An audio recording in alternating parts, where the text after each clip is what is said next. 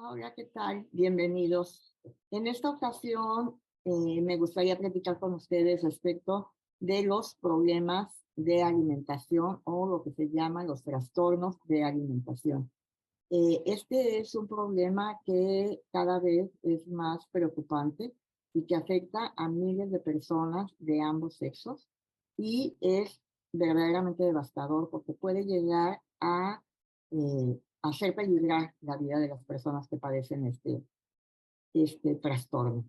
Eh, a diferencia de lo que muchas personas creen, fíjense, los trastornos de alimentación no solamente tienen que ver con la comida, sino que refleja problemas importantes, profundos, de la propia personalidad de quien lo padece, también del sistema familiar, muchísimo de nuestro sistema social tan eh, motivador de personas extremadamente delgadas y con unos rasgos que son dificilísimos de alcanzar para una persona común y corriente.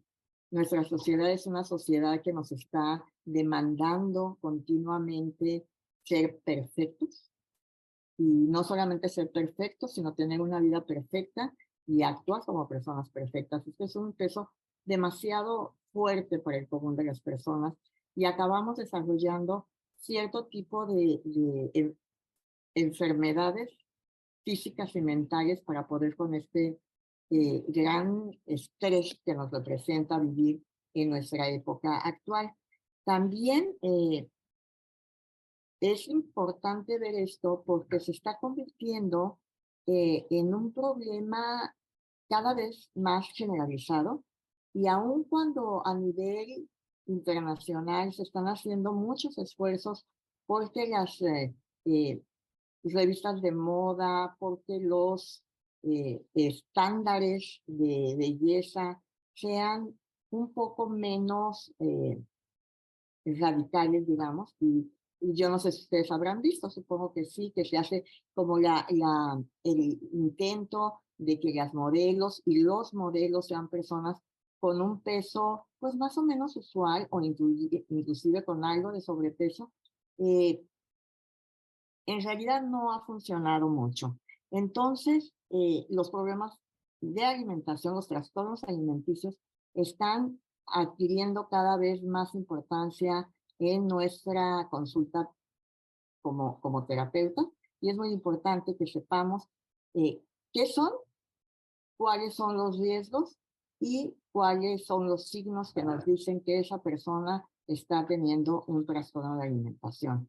Eh, Nosotros sabemos que al igual que otros trastornos, cuanto más temprano es la detección del trastorno, más oportunidades tenemos de que el daño sea menor y también de que la persona pueda enfrentarlo más fácilmente. Cuanto más crónico es el trastorno, pues más dificultades tenemos, ¿verdad? Para poderlo, digamos, tratar. Ahorita vamos a hablar de tres tipos de trastornos específicamente. Vamos a hablar de la anorexia, que es el miedo a subir de peso y una imagen corporal distorsionada. Las personas con este trastorno generalmente se ven a sí mismas como gordas, aun cuando estén extremadamente delgadas. Su percepción, su imagen de sí mismas es como personas gordas. Y entonces tienden a restringir severamente su ingesta de alimentos y eso puede poner en serio peligro su vida y con consecuencias a mediano y largo plazo que pueden llegar a ser bastante graves. Vamos al segundo, que sería la bulimia. La bulimia tiene que ver con episodios recurrentes de atracones, es decir, la persona come sin poderse controlar. Fíjense, no es que tenga muchísima hambre y entonces come para saciarse, no, es un, un producto de la ansiedad, es decir, la persona come y come y come y come y come sin poderse detener Y luego, para poder compensar ese atracón que se dio, la persona se produce este reflejo del vómito, es decir, vomita, usa a veces laxantes, a veces diuréticos y hace rutinas de ejercicio extenuantes y, por supuesto, tiene sentimientos de culpa y de vergüenza extremadamente grandes. Y luego veamos los atracones. Los atracones es esto, es ponerse, no poderse detener ante el consumo de alimentos y la diferencia entre esto y la bulimia es que no hay este tipo de conductas compensatorias, es decir, solamente la persona no puede parar de comer y generalmente estas personas tienen sobrepeso. ¿Cuáles son las causas que los investigadores han encontrado de estos trastornos alimentarios? Hablan de una predisposición genética. Y ante eso, pues lo que podemos hacer es tener precauciones eh, como para que nuestros descendientes no tengan estas actividades, digamos, de consumo excesivo de alimentos o de conductas compensatorias que los puedan poner en riesgo.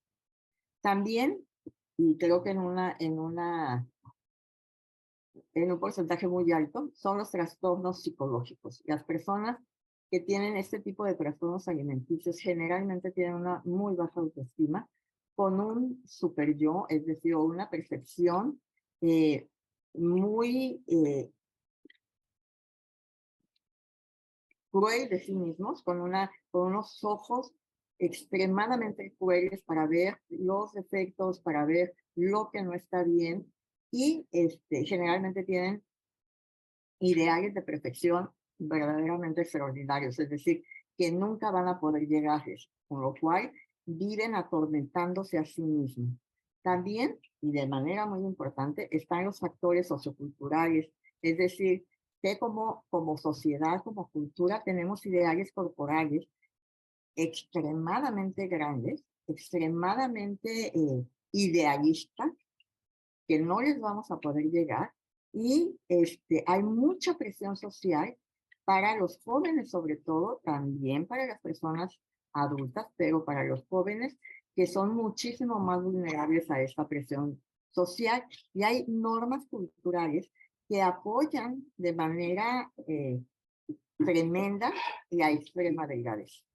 También hay cuestiones mentales como la depresión o la ansiedad, o el trastorno obsesivo compulsivo, que colaboran a este tipo de trastornos. Y generalmente en las familias hay estándares altos de perfección y le dan demasiado peso a la imagen y al que dirán. Vamos a hablar de los signos y de los síntomas que podemos observar nosotros desde fuera y que podemos estar viviendo, y entonces es muy importante que acudamos con especialistas que nos puedan ayudar en este, digamos, devenir de este trastorno.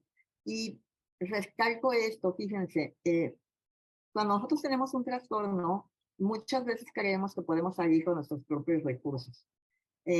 Generalmente no podemos hacerlo. Generalmente lo que hacemos es disfrazarlo, es engañarnos, es sufrir en vano. Y como dijimos, mientras más rápidamente tratemos este trastorno, más posibilidades tenemos de que no haya consecuencias desagradables, digamos. Entonces, ¿cómo podemos ver nosotros desde fuera este trastorno? Cuando vemos una persona que tiene cambios drásticos de peso sin ninguna razón aparente. También esta persona resulta de que está excesivamente preocupada por su apariencia, por el peso, que cuenta calorías de manera como muy radical, todo el tiempo está pensando en qué está comiendo y cuántas calorías tiene, o tiene dietas extremadamente restrictivas que le prohíben comer una gran cantidad de cosas que muchísimas veces afecta su vida social o su vida familiar. También hay episodios frecuentes de atracones o comer de más. No es lo mismo que a mí me gusta muchísimo, por ejemplo, el pozole, y entonces ya me eché 2 platos de pozole en lugar de 1 y quedé como hasta acá de comida, y me pasa una vez cada año, una vez cada 5 años. No, eso no es un problema. Un problema es cuando eso me pasa 3 veces a la semana, cuando yo no puedo detener mi impulso de comer todas las noches o muchas noches. Ahí es donde yo tengo un problema. También el vómito autoinducido y el abuso de laxantes o diuréticos. Es decir, cuando yo estoy usando laxantes o diuréticos de manera indiscriminada y sin receta médica, tendría que estarme preocupando. Si yo estoy provocándome vómito después de comer, es mejor que acudamos con un especialista. De verdad, porque su vida, nuestra vida, está en riesgo. También rutinas excesivas de ejercicio que están puestas para compensar mi exceso en el comer, el no poderme detener de comer mucho. Y finalmente, la evitación de situaciones que impliquen comida. Como el 90% de la comida no me la puedo comer, porque ya dije que me engorda, entonces lo que voy a hacer es evitar cualquier situación que envuelva comida, lo cual va a afectar directamente a mi vida social y a mis amistades y a veces a mi familia, ¿verdad? Veamos cuáles son las consecuencias para la salud. Pues bueno, la consecuencia obvia es la desnutrición, las deficiencias vitamínicas y de minerales. Generalmente presentan problemas intestinales graves debido al vómito provocado, muchas veces problemas dentales, desbalance de electrolitos, problemas cardíacos y específicamente arritmias, osteoporosis y pérdida de densidad ósea, desbalances hormonales que en las mujeres puede llegar hasta la detención del periodo menstrual, depresión, ansiedad y pensamientos y quizá hasta comportamientos suicidas. Es muy importante que si nosotros reconocemos estos síntomas, estos signos, por favor, acudamos al médico. Y ustedes me van a preguntar, pues, ¿a quién vamos, verdad? Fíjense nada más. Como esto es un problema tan complejo, muy complejo, mucho más complejo que el que implique deja de vomitar o controla tu ansiedad y no come. No, no, ya sabemos, ¿verdad? Que eso generalmente no funciona. Tristemente, nada más hablamos porque tenemos boca, pero eso de verdad no funciona y solamente hace que las personas se alejen de nosotros, evitándonos de esa manera que los podamos apoyar o ayudar. Entonces, este es un problema que implica que varios profesionales de la salud estén en contacto. Médicos, nutriólogos y psicólogos, terapeutas. Desde Gestalt tenemos nosotros muchos recursos, tanto prácticos como teóricos, para poder apoyar a las personas con trastornos de alimentación. Es decir, para quienes tengan idea de la Gestalt y sean terapeutas, pues el trabajo con proyectos, el trabajo muy importante con la función yo, que ocupa la mayor parte de la energía vital. Y entonces tenemos que quitarle fuerza a la función yo, a la función personalidad, disculpen ustedes, a la función personalidad para poder hacer que la función yo esté más fuerte. La función personalidad que implica lo que yo veo de mí, la imagen que yo tengo de mí, la historia que yo me cuento a mí de mí misma, y mis expectativas grandiosas acerca de cómo debo lucir. Eso es, nosotros como terapeutas Gestalt tenemos que bajar el nivel de energía ¿para qué? Para dársela y equilibrarla con la función ello. en donde podamos poder sentir mi cuerpo, poder hacerle caso a mi manera y ponerle conciencia a mi manera en la que estoy comiendo. Por ejemplo, una de las como ejercicios más eh, parece simples, pero más difíciles que existen en la que está en este ámbito, es pedirle a la persona que mastique, que en lugar de tragar, mastique y que ponga atención en lugar de entrar en este estado como de hipnosis, de, en donde no se da cuenta. Entonces, repito, nosotros como terapeutas Gestalt tenemos muchos elementos, tanto teóricos como prácticos, para poder apoyar a las personas con trastornos de alimentación. Sin embargo, es vital que esta intervención terapéutica esté apoyada con un enfoque médico y con un enfoque nutricional. Y pues como una reiteración a los terapeutas Gestalt es ojalá no nos metamos en ningún proceso de acompañamiento con personas con trastornos de alimentación sin tener el apoyo de médicos y nutricionistas. Pues muchísimas gracias. Soy Marina Ayo y espero que esto les haya servido y gustado y estamos en contacto. Nos vemos en nuestro próximo video. Hasta pronto.